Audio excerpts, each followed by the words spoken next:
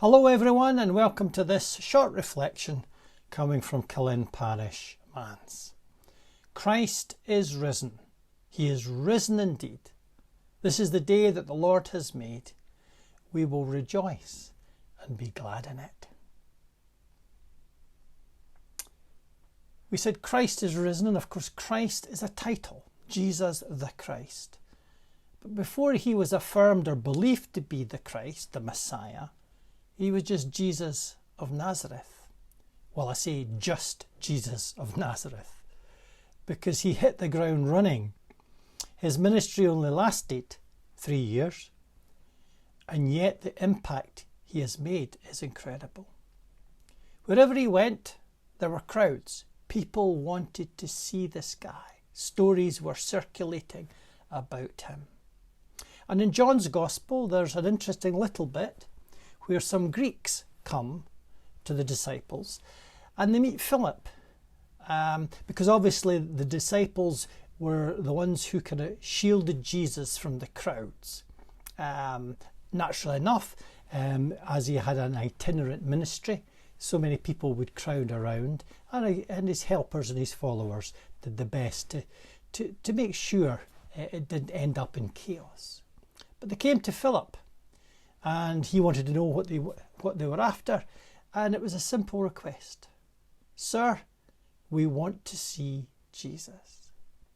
Sir, we want to see Jesus. So many sermons have been preached on that text because it gets to the heart of what this wonderful message is all about. The Christian faith is about the Christ. It's about Jesus of Nazareth. Now, quite a while ago, 1977 to 78 to be precise, I was working on a construction site up in Flotta in the Orkney Islands. The idea was I had left the police force, and with a friend and my brother we'd gone up there to work on the site in order to raise money to go and travel overland to India. And on the site, there were 3 TV rooms. That shows you how old it is, given all the channels we have now. But then you only had BBC One, BBC Two, and ITV. And there was 3 rooms to avoid fights, because you can imagine men who'd worked hard, maybe 12-hour shifts or whatever, and then they're drinking a couple of pints. If there's disagreements over what programme to watch or which channel, then that could have been difficult. So the 3 rooms, the channels were all fixed with the respective channels, BBC One, BBC Two and ITV. Interestingly, Franco Zeffirelli's famous Jesus of Nazareth was shown, and it was incredible. The men themselves all wanted to see this, and every single channel in the 3 rooms was tuned to that film, and you could have heard a pin drop. It was standing room only, and people were standing watching this great epic about Jesus of Nazareth with their pints in their hand or their whiskies in their hand. And there was no disturbance, there was no talking. Everybody was fixed on that. The following day, my brother, my friend and myself had the best conversations we'd ever had about Jesus, because we used to get ribbed a lot, made fun of, because they knew the 3 of us had a Christian faith. The impact of that film, it wasn't about the church, it wasn't even about Christianity, it was about Jesus. Sir, we want to see Jesus. Let me read you some lines from a famous essay entitled The One Solitary Life. Here is a man who was born in an obscure village, the child of a peasant woman. He grew up in another village. He then worked in a carpenter shop until he was 30. And then for 3 years he was an itinerant preacher. He never owned a house. He never wrote a book.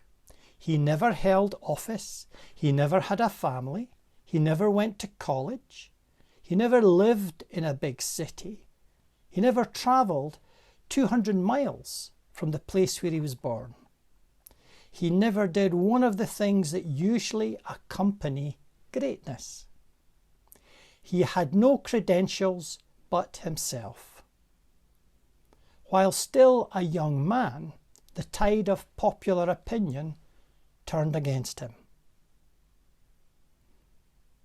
While still a young man, his friends ran away. One of them denied him. He was turned over to his enemies. He went through the mockery of a trial. He was nailed upon a cross between two thieves. While he was dying, his executioners gambled for the only piece of property he had on earth, his coat. When he was dead, he was taken down and laid in a borrowed grave through the pity of a friend. 2,000 years have come and gone. And today, I am far within the mark when I say that all the armies that have ever marched, all the navies that had ever been built, all the parliaments that have ever sat, and all the kings that have ever reigned, put together, have not affected the life of humanity upon this earth as powerfully as that one solitary life. Wow. Jesus of Nazareth. In his day, a nobody who became a somebody. He didn't have anything to offer but himself.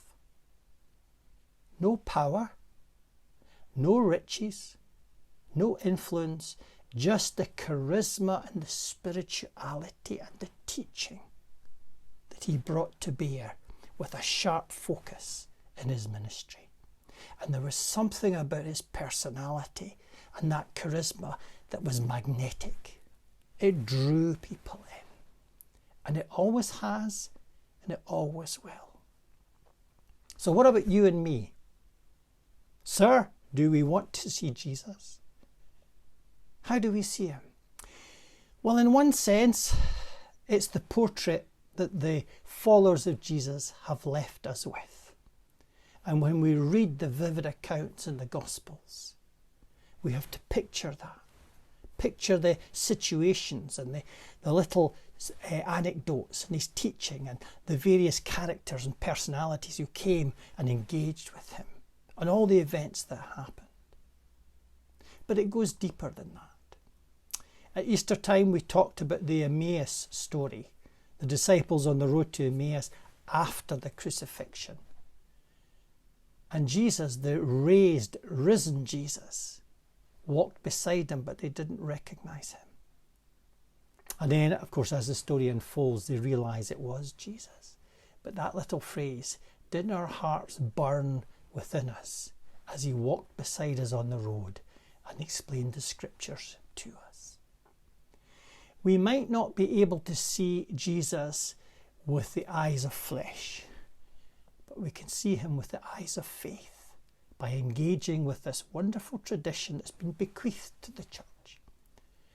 And you know, the conversations we had on Flotta with the men, they had no time for Christianity, no interest in the church. In fact, they thought the church was stuffy and irrelevant.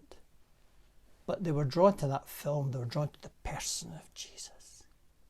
So it's not about the church, it's not about the institution, it's not about Christianity, it's about Jesus.